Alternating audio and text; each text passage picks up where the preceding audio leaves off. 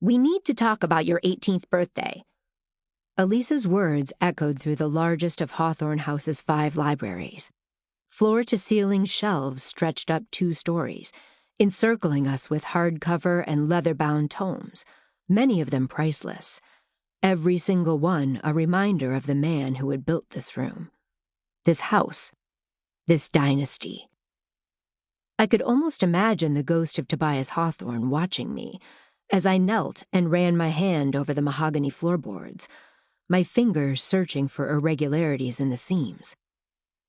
Finding none, I stood and replied to Elisa's statement. "Do we?" I said. "Do we really?" "Legally?" The formidable Elisa Ortega arched an eyebrow at me. "Yes, you may already be emancipated, but when it comes to the terms of your inheritance—" "Nothing changes when I turn 18, I said, scanning the room for my next move.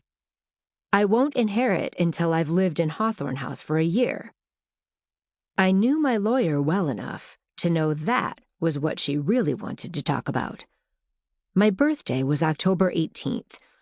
I would hit the year mark the first week in November and instantly become the richest teenager on the planet. Until then, I had other things to focus on.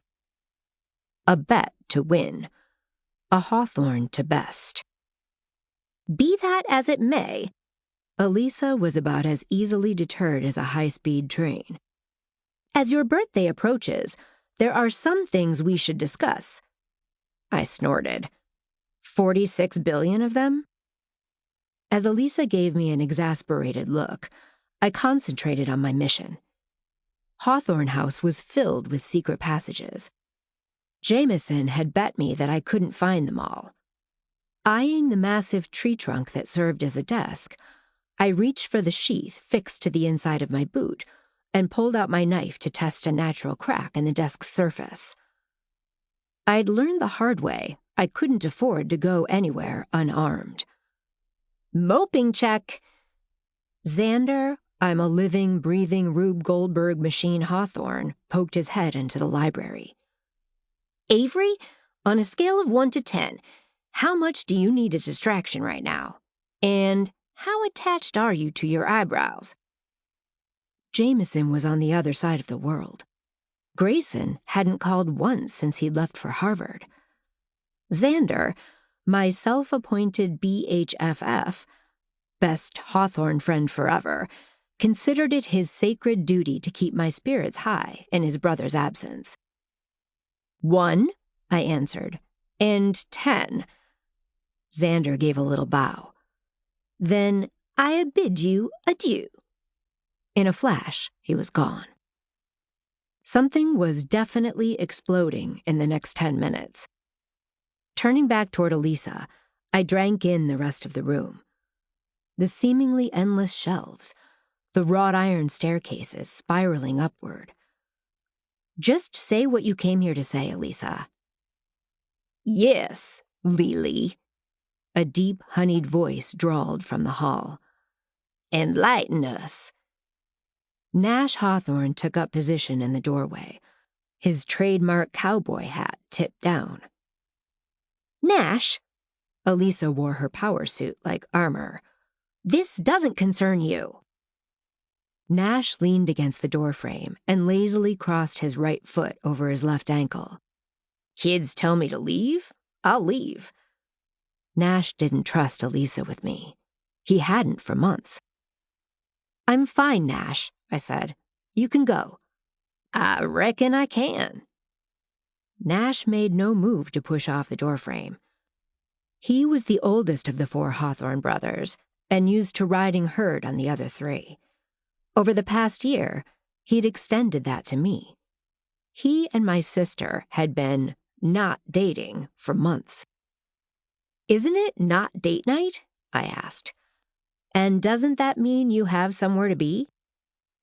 Nash removed his cowboy hat and let his steady eyes settle on mine. Dollars to donuts, he said, turning to amble out of the room. She wants to talk to you about establishing a trust. I waited until Nash was out of earshot before I turned back to Elisa. A trust? I merely want you to be aware of your options. Elisa avoided specifics with lawyerly ease. I'll put together a dossier for you to look over. Now, regarding your birthday, there's also the matter of a party. No party, I said immediately. The last thing I wanted was to turn my birthday into a headline-grabbing, hashtag-exploding event. Do you have a favorite band? Or singer? We'll need entertainment. I could feel my eyes narrowing. No party, Elisa.